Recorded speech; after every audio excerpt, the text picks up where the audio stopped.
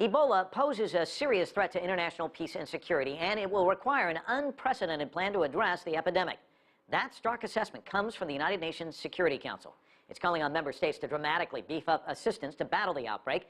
CCTV's Li Tan reports now from the UN.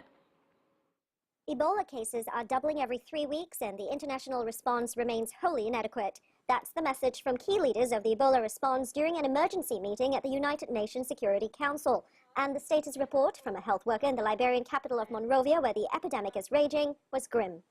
We are trying to treat as many as we can, but there are not nearly enough treatment centers and beds.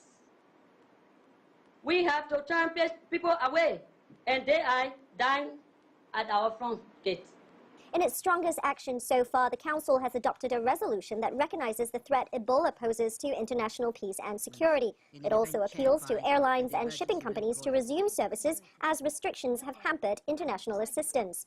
The resolution was co-sponsored by more than 130 countries in a show of solidarity and support for a coordinated effort.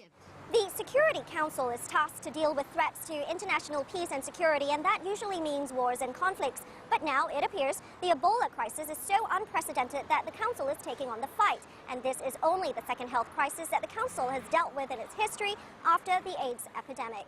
The UN Special Envoy for Ebola says the level of response needs to be about 20 times greater than it is currently.